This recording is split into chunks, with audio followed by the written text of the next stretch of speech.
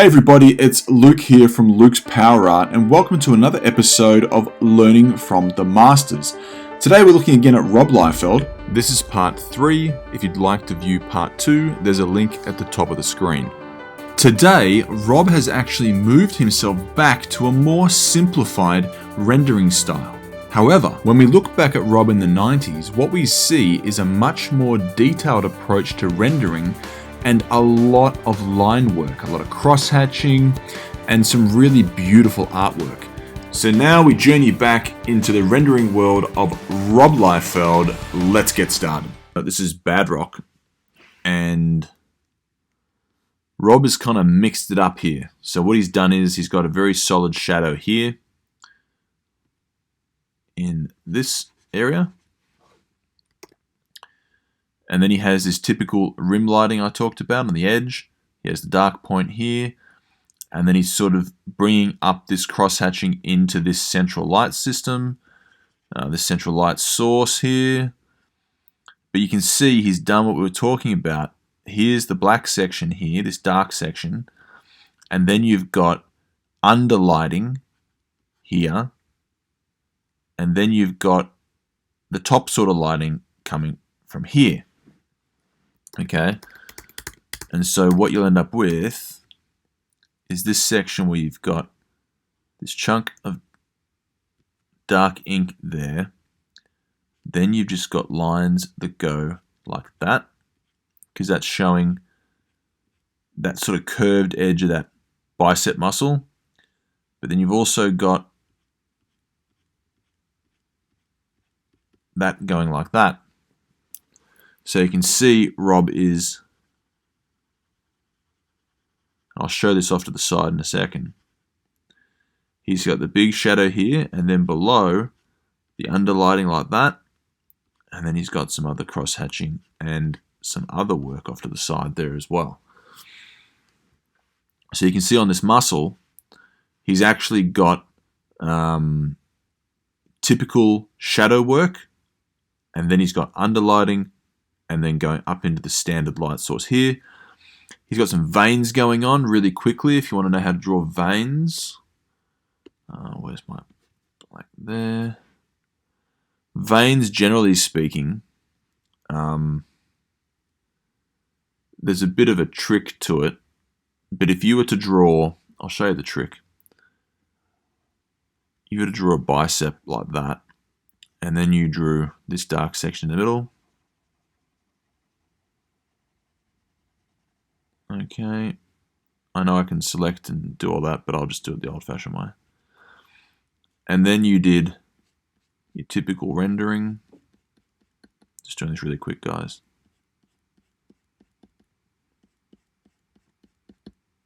Okay, and then some underlighting.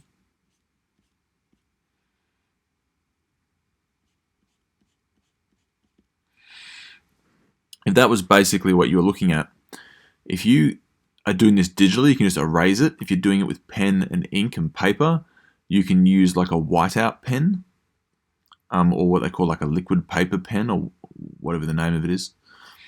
And you do this, and that might be a bit thick. So we'll come down to here. Now you might have a big vein down the middle. You might have a vein there. You might have a vein there. You might have a vein there, right? And so you've made some veins. Now you have to do a bit of shadow work. So wherever the light source is coming from, probably up there, you want to create little dark parts. So you create a dark part under there, create a dark part there, create a dark part there, right? And so what effectively that's doing is this. If I have a vein and a vein like that, and the vein goes like that, and the vein goes like that, you want to create these little triangles here, here, okay? And you might even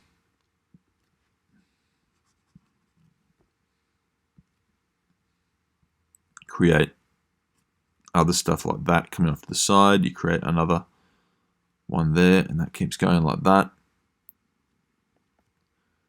And then you might do like that.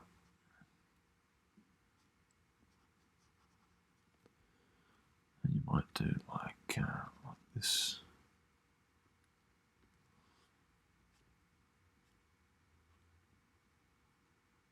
See, that's starting to look like veins, like an interweb of veins. If I was to do this a little bit better up here, I might do like that. And then you'll get that vein like that, and you'll get a little vein like that. See that? And I might zoom in on that. So that's getting that effect. And it's a little bit unneat, so I'll try and clean it up. So it looks a bit neater. Could even do more veins like that, do more veins like that.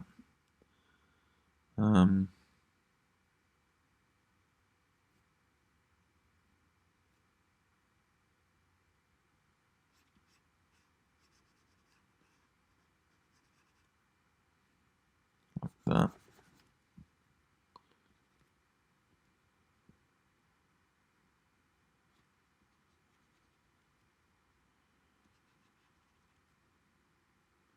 That looks a bit better, doesn't it? So you're starting to see that sort of a gist. Now this here is a little bit more the style of Stephen Platt. Rob kind of does his own thing. It's a little bit more light on. He doesn't go quite as deep as this, except on some bad rock images he does. But this is more Stephen Platt style, a little bit like Greg Capullo's style as well. But what you're trying to think of is, imagine you had a bit of wood like that, and a bit of wood like that, and then a bit of wood goes over the top of them. And let me zoom in on that for you, right? And then you would erase, because this is over the top of those other two bits, you would erase like that, right?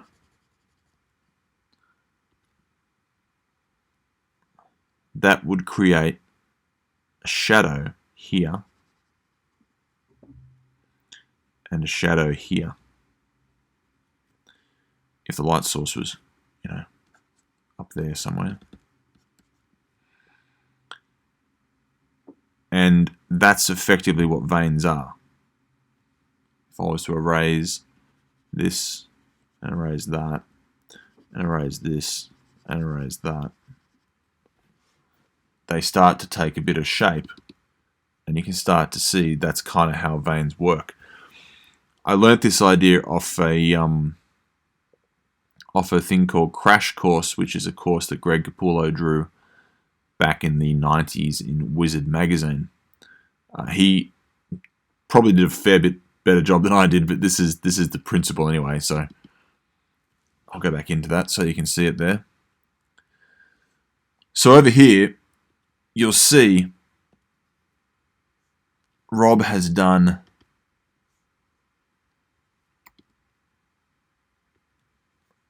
his general cross-hatching, so he's going down here, showing the curved edge of that muscle, then he's showing the flat front of the muscle,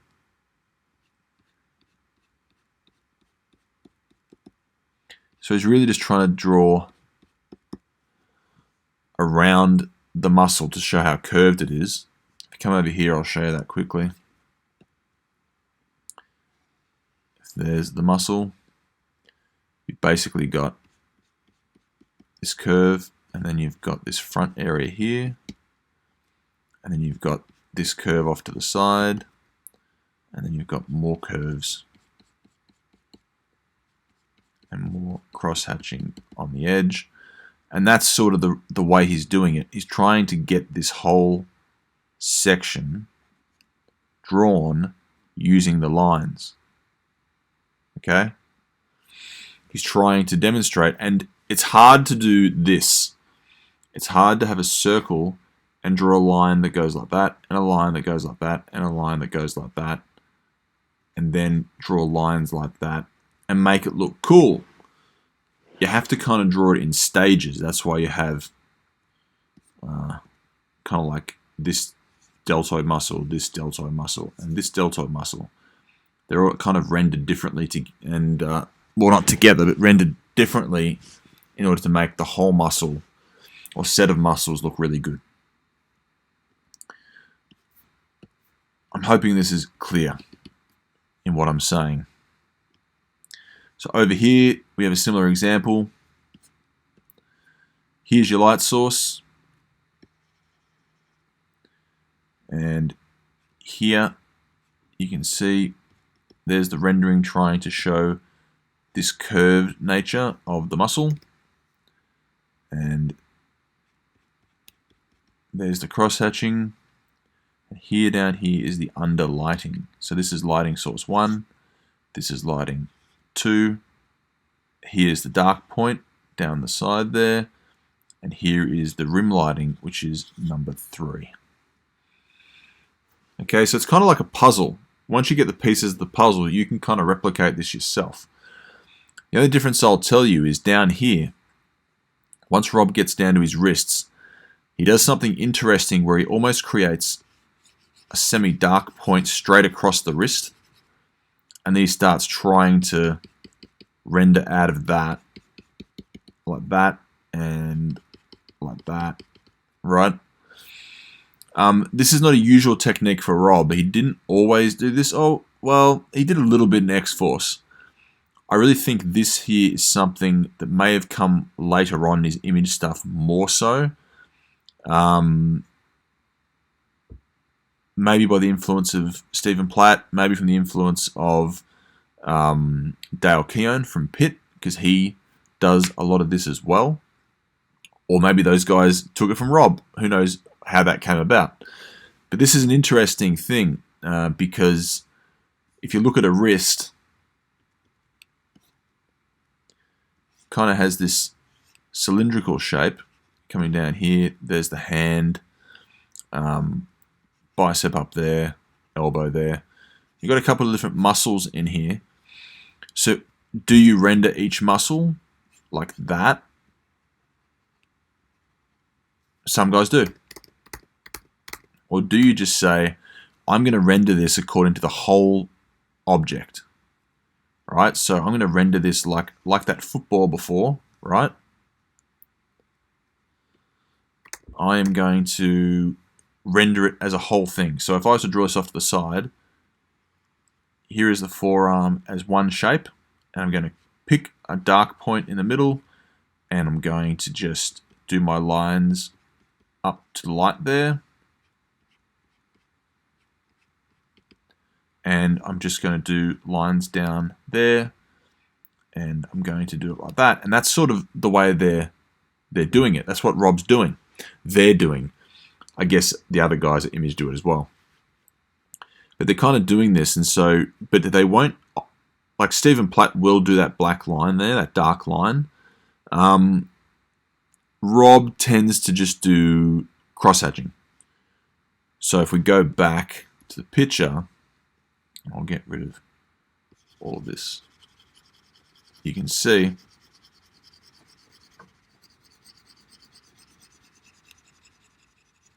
it's mainly cross-hatching. There's no real dark point there. And so the way to do that, to replicate that, would be to do your straight lines first and then do your rounded lines. So you would just do, if you were to pick a dark point, let's just say there, you just do your lines out from that, going up, and your lines going down. You notice that if you have a dark point, the lines are close together near the dark point, and then they get further apart because more light is interacting with them, like that. And you do that over here too. Pick your dark point, and then you go up like that, and then you go down. Pick your dark point, and we're following the curve of the muscles. Go up, go down, and you can leave those muscles just like that. You can leave those muscles like that, or you can add more cross-hatching. So you can do where it's really curved on the edge. You might decide I'm going to do more cross-hatching like that. Same over here. You might decide I'm going to do more cross-hatching like that. Or maybe down below. Like maybe you just create lines here as well. And you create it like that. And you can see, not exactly what Rob's done, but it's the same principle. He's created this dark point. And then he has built it up there, and your light sources are up here. And down here. Okay, well, that's all for this video, guys. I hope that was helpful. I hope that really breaks some of the mystery of what all this rendering work is doing. If you'd like me to do more on this, if this wasn't enough and you'd like more done on this sort of rendering stuff, let me know. Next time, I'm thinking of doing maybe faces the way Rob Liefeld does faces, because he's very good at his faces and unique in his faces. But we'll see what happens. Alright guys, that's it for this video. I hope you've enjoyed this. Please subscribe, please share this on social media so we can build this community as large as we can. And make sure you hit that notification bell so every time I put up a new video, which I'm hoping will be far more often than it has been, that you'll know it's actually up and you can watch it, comment on it, and share it. Alright, so next time we're going to be looking a bit more at Rob Liefeld, potentially faces, maybe hands, things of that nature. But then we're going to move on to maybe Todd McFarlane, maybe Greg Capullo, Stephen Platt. Why don't you leave a comment in the comments below telling me which great 90s artist you'd like to see one of the next videos be about. Okay, so thanks for joining me and keep on drawing.